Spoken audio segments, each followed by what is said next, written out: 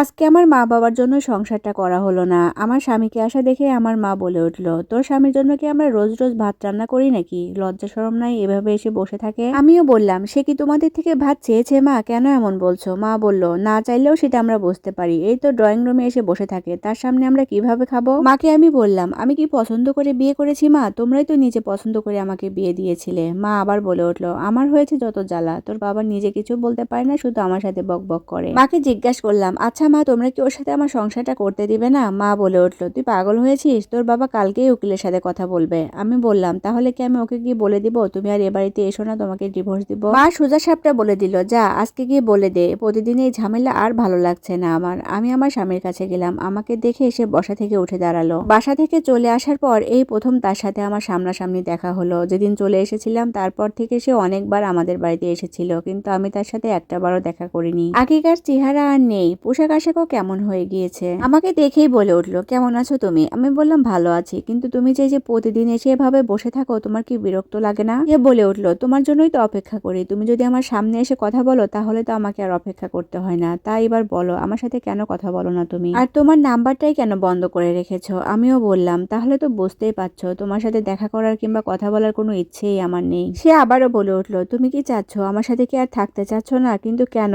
আমাকে সেটা বলতে হবে। আমি বললাম, তুমি তো বুঝতেই পারছো আমি তোমার সাথে কেন থাকতে চাচ্ছি না।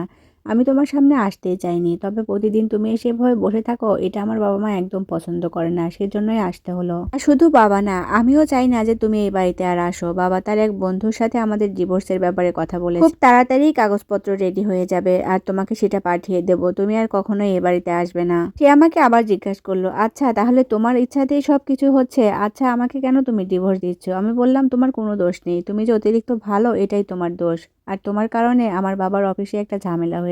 এটা সত্য, কিছুটা একটু ক্ষতি হয়েছে। আমাদের একটা কাজ তোমার বাবার অফিসে দেওয়ার কথা ছিল, তবে তাদের কাজের মান ভালো না, এজন্য আমরা অন্য একটা অফিসে দিয়েছি। সে বলে উঠলো, কাজের সময় কাজ, আর বাসায় আসলে তখন শ্বশুর আর জামাইয়ের সম্পর্ক। আমিও বলে উঠলাম, এটাই তো তোমার সমস্যা, এটার জন্যই তোমার আর আমার সম্পর্কটা টিকলো না। আবার যেমন সমস্যা আছে অফিসে একটা কাগজ নিয়ে, ঠিক তেমনি আমারও সংসারের সমস্যা আছে। তোমার সাথে আমি আর সংসারটা কন্টিনিউ করতে চাই না, আর তুমি আজকে চলে যাও, আর কখনো আসবে না। সে সরাসরি জানালো, তাহলে একটু খাবার দাও, খেয়ে যাই। আমি বললাম, না, তোমার জন্য অতিরিক্ত একটা ভাতও রান্না করেনি মা, তোমার জন্য তো ভাত রান্না করেছে, সেখান থেকেই না হয় এক মুঠ খেতে দাও।